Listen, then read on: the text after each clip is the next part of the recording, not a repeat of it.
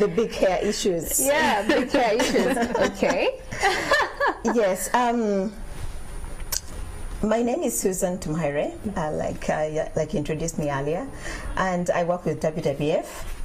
WWF has been in Uganda since 1992, and our main focus here is environmental conservation. And one of the main campaigns that we run each year is the Earth Hour campaign, that initially started from Sydney in Australia in 2007 and has been going and growing bigger and bigger, and right now we have over 180 countries that have adopted this campaign, and Uganda is one of them. So this year we have a theme called Let's Change the Way We Live, just like we see on our caves there, changing the way we live. And it is challenging individuals, communities, companies to be responsible in the way we work and in the way we live for a better environment.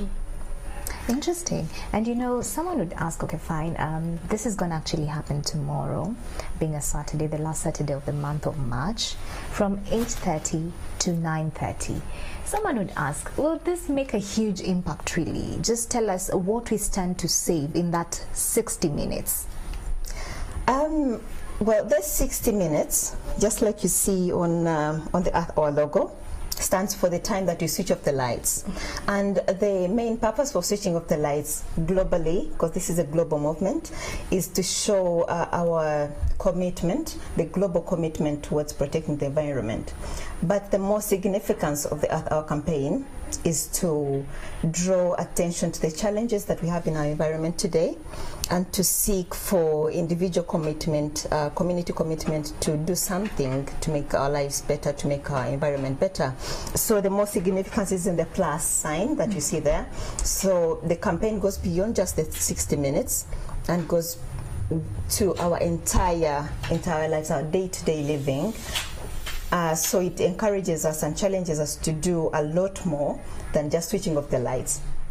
So it is how you live, how you eat, how you move, how you interact in your community to contribute to environmental conservation. Okay, there's something that catches my eye and I need people to know. When you say change the way we live, meaning as Ugandans, as an entire world, there's something we're doing wrong and we require that we change. But what are we doing wrong? Because you know, a number of times we may not even know that we're doing something wrong. So what are we changing the way we're doing? Yes, like you said, indeed, many of us don't know that we're doing something wrong. And maybe we're not, but that doesn't mean that we are necessarily doing the right thing. So if you look at your day-to-day living, for example, how do you use your water? How efficiently are you using your energy? How have you thought about your carbon footprint?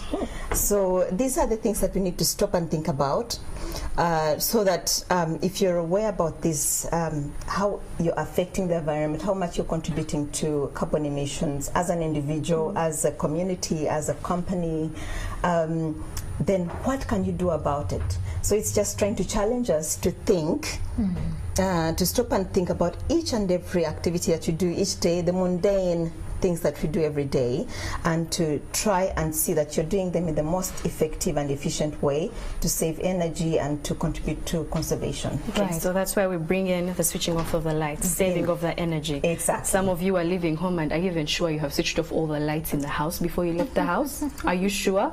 I believe that the sun is already out at this point in time, and for one reason or another you still have the light bulb on. Indeed. Yes, so let's talk about saving energy in terms of our electricity.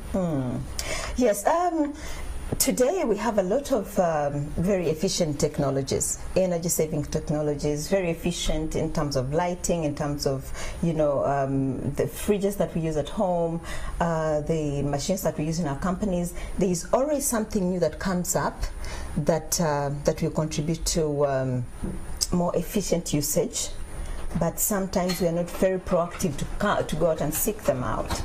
So this campaign again goes to challenging each one of us to look at what we're using at the moment and think, is this the most efficient way that I'm living? If I am an organization, is this the most efficient way that I would like to spend? And the beauty about conservation, especially in the energy sector, is that whenever you get a more energy efficient technology, you will be saving money. Really? But isn't it costly? Some people say, it sounds expensive. Yes, indeed. The cost in the obtaining of this technology will be costly most times. But when you look at the long-term usage, it's usually much cheaper. You look at, say, the energy-saving bulbs. The ordinary energy-saving bulbs that we use at home. They will be taking so much. They will be changing so much in terms of your bill. So you might buy it at, say, 10,000, unlike what you used to buy at 5,000. But in the end, when you look at your bill, you'll be able to compute and realize actually you're saving so much money than you would have if you hadn't changed. This campaign is not just about us switching off lights for 1 hour. We're also talking about the forest cover. Now, according to UNDP, and this is statistics that were released in 2018, Uganda loses 6,000 acres of forest cover every 30 days. That's a huge number. That's a huge number. And it also goes on to say that by 2020, if this is not changed, now this is according to NEMA, and this is a report that was actually published in 2009, they say that Uganda's per capita forest cover will go down to 0 if nothing is done. I'm sure there's someone watching us today and saying, okay, so how do we connect this with electricity, really, as switching off our lights for 1 hour? What's the connection in between there? Kindly touch on that, and also touch on the cycle that exists, because if we don't have rain, our dams will not have water. That means we'll have power outages, and the cycle continues. And we don't have rain because we're cutting down our trees, really. So touch on that. Yes, just like you said, Mala, there's a big challenge in the country right now where there's the deforestation rate is really high, and of course we have seen some of the effects already. So when you connect that to the Earth Hour campaign, the Earth Hour campaign, which is it's basically the 60 minutes is the grand event, but we look at all the things that we can do before and after. So we are encouraging individuals, if you have a birthday celebration for your child or yourself, plant a tree. It is going to make much more sense than cutting a cake. I agree. If you are looking at walking to Serena Hotel to do your show, how about you jog to Serena Hotel instead of driving? So there are small things that we can do. So when we talk about our campaign, it's just to drive and to push and to encourage people towards this conservation agenda, and tell everybody that Uganda is standing at a very high risk. If we lose our forest cover if we continue to lose the forest cover at this rate, then we are standing a chance of seeing a lot more environmental related catastrophes that we might not be able to handle, and we'll be losing lives and losing property.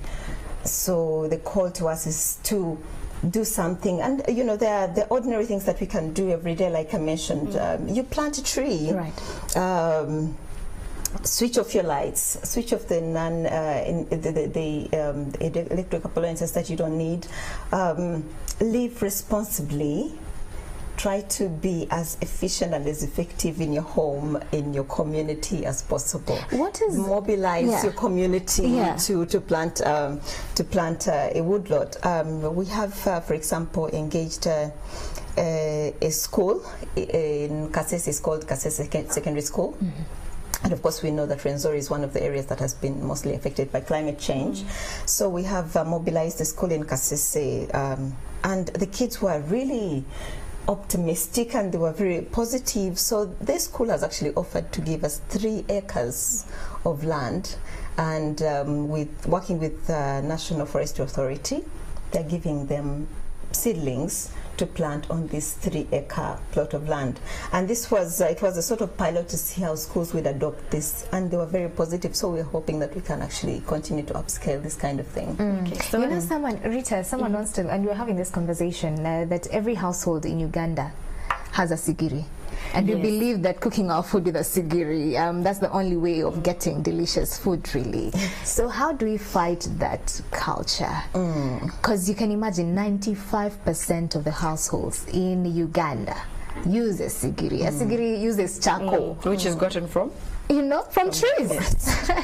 Therefore, so what is WWF doing to ensure that there's that change of mindsets, and finally we get to getting this statistics lower? 95% is a huge number. Indeed, you're right, Mala, about the sigiri and the cooking in relation to the forest cover loss. So WWF for the longest time has been advocating for energy saving cook stoves, and so it's not just for the charcoal, even for the firewood. So we are in our communities with our partners. We always encourage individuals, schools, institutions to use energy-saving cook stoves. We have trained individuals, we have trained communities, we have trained institutions to adopt these energy-saving cook stoves. And the ones that have actually adopted this will tell you that they are saving so much. So, like I said earlier, when you adopt these technologies, irrespective of the initial payment, that could be a little bit higher, because if you have your ordinary sigiri that is all metal, you might probably buy it at 2,000, but you probably buy the energy saving cook stove at about 30,000. But you will save so much more money as an individual, but you also save so much money. You will also save so much of the forest, because you'll not be using 2 sacks of charcoal each month. You probably use maybe half of that. Okay, that means we're also going back to changing the mentality that people have. Exactly. Yes, like people in the rural areas that, let's say, charcoal dealers, they believe that's where they can get some money from. So when they see a tree, that's money. Yes. That is money. So what about the people in the rural areas? So what we're doing with the people in the rural areas, we have had some very major successes in especially people that live around the protected areas. Talk about Renzori, talk about Kalinju forests. We are trying to introduce alternative livelihood options, so that they don't just depend on the forest as their main source of income, that they can actually look at other, maybe forest related, like beekeeping, that they can depend on, rather than just looking at the protected forest, which has the natural trees. But we also we are also introducing the plantation forests, so people can plant their own trees from which they can actually get their own benefits, so that they don't depend. We're trying to decrease how much people need to go into the forest to get the resources that they need. You'll be having quite a number of activities to mark this day. Tomorrow is the big day for you. Yes. Just outline these activities for us, and also tell us, can the public take part? Yes. Over and above us switching off our lights from 8:30 to 9:30. Yes, this campaign has really and is still one of the most exciting for me. I'm really sold to our advocate. I find it very exciting. It is, we try, conservation can at times be boring. So the Earth Hour campaign is where you get people being very upbeat. And it's really exciting for me and for the people that I work with, and also our partners. So this year we've had an inter-university innovations campaign. So we've challenged universities, students from universities to come up with ideas, innovative ideas on how they can contribute towards climate change, mitigation and adaptation, and they have been amazing. So we've had Kampala International University, we've had Chambogo University, we've had Makerere University, we've had Uganda Christian University. We had our finals on Tuesday, and they were absolutely fantastic. So I would really encourage partners to come up and support these kids, because they have done a great job. Then the other one that we've had is the little kids competition, primary school. And we have challenged them to develop futuristic bulletins to tell, to show what could happen or what the status of our environment will be after 30 years' time if we do not proactively change the way we live, if we do not proactively act against climate change. And these, they are very emotional, because they're telling, these are the kids who are going to be there after 30 years' time. Well, I don't know, maybe I may be there, but I don't know, but I know for sure that most of them will be. Then the Kasese tree planting activity, of course, that one has not yet happened yet because we're still waiting for the rains. Right. But once they do, the commitments are there, the willingness is there, so we shall do that after the rains have started. And eventually the grand event at Serena tomorrow. Tomorrow. Yes. From what time to what time? It starts from 5 till 10:30. Okay. Rather till 10, but the lights will be switched off from 9:30. From 8:30, sorry. The lights will be switched off from 8:30 to 9:30. Is it free for me to just show up and watch the lights go off? No. Well, we have worked with Serena for a while. Because it's very important. I need to know about a few things when it comes to pricing. Yeah. I just want to show up. Yes, I know, Rita. Well, Serena has been our partner for a while, and they really switch off the lights, not just for where we are going to be, but throughout the whole hotel. Amazing. Yes, so the lights will be switched off if you are here or not. They will be switched They'll off. be switched off. But we have invited the guests that have really been part of this, this campaign. But that does not exclude you or me or my friends who will not be coming to Serena to do the same thing, because we're talking about solidarity. We're talking about working together as the world. It's a global initiative. You know, you did mention about innovation with regards to coming up with eco-friendly solutions that people can easily, you know, take up and adapt and use just to preserve Mother Nature. There's briquettes that are coming out as an alternative of charcoal. What is WWF doing to ensure that they support maybe that move? Because you know they exist in Uganda, only that people don't know they exist. They actually burn better for longer and give you more energy. If you're cooking, I hear it's as fast as gas. Yeah, pretty much. So is WWF looking into such entrepreneurs and trying to promote that more, and even tell charcoal sellers that, you know what, hey, there's briquettes that you can also sell? Rita talked about changing of the mindset. And this is what is very key when it comes to briquettes. We, of course, support briquettes because they are a much better alternative to using charcoal. And for example, some of the students that we are working with at Macquarie University, the ones that we are calling the Earth Hour champions, they're actually promoting briquettes. And we have some of these briquettes actually in our office, and everybody that comes in has a chance to look at this product.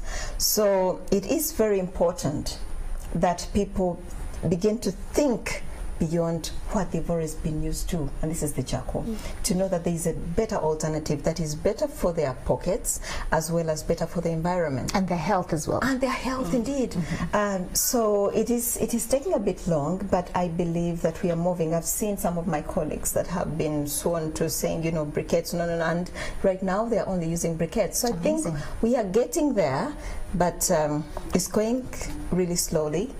But I believe that if we continue this drive, if we all as individuals try to push within our communities, within our families, that we'll achieve what we want. Okay, so from this conversation, it really does show that whatever small bit you might do, even just buying a bulb that is energy saving, that could be a start. Even it means just 1 hour tomorrow, switch off your lights, that's a start. Then you go onto the briquettes and slowly you'll be doing something. But also sharing with the people, because if you're watching this and perhaps you're at home, the next time you step into a conversation this weekend, talk about it and say we can all do something. Indeed.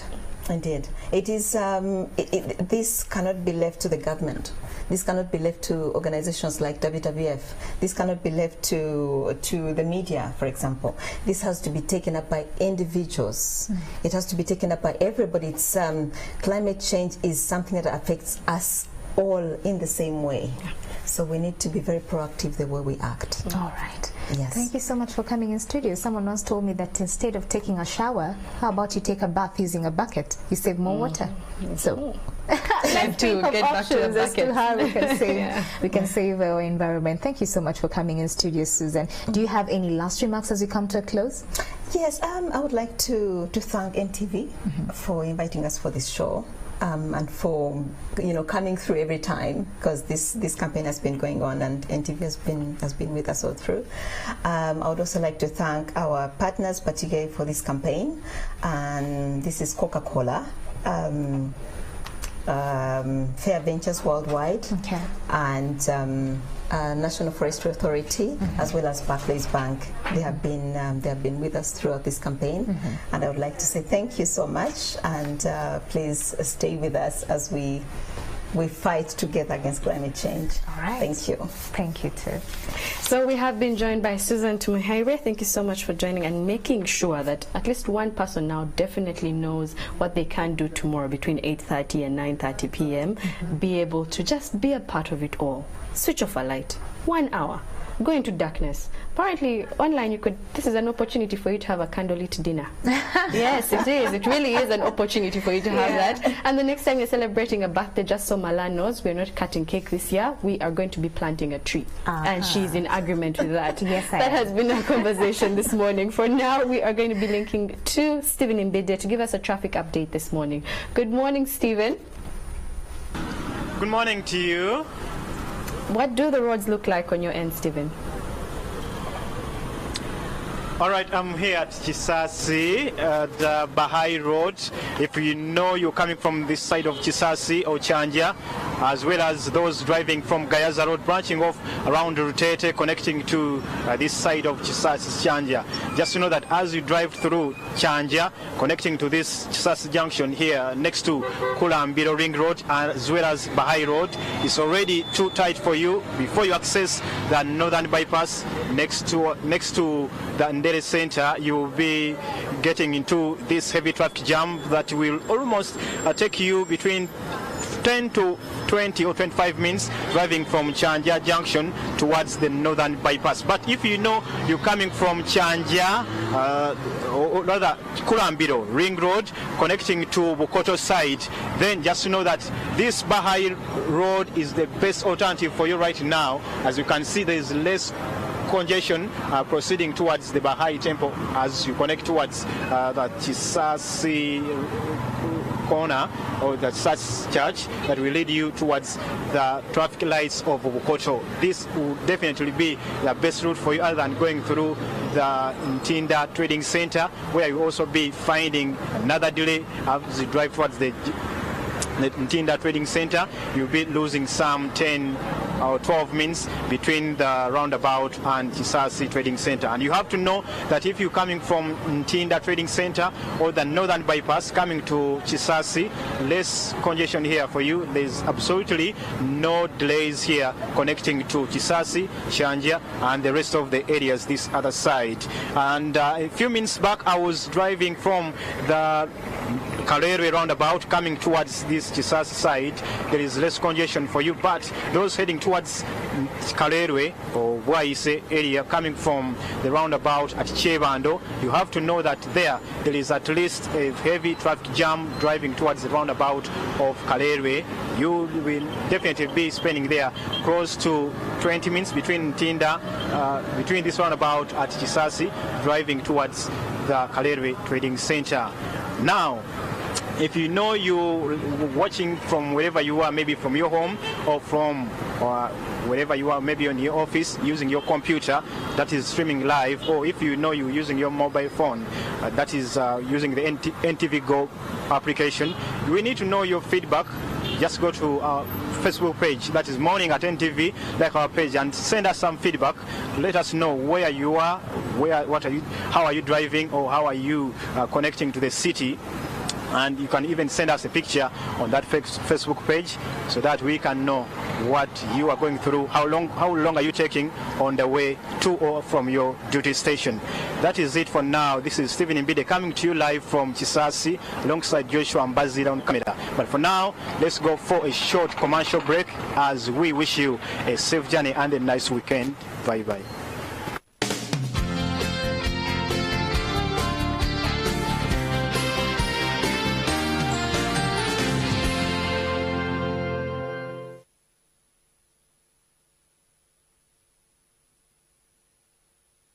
We are fresh and clean. To live because we want to win.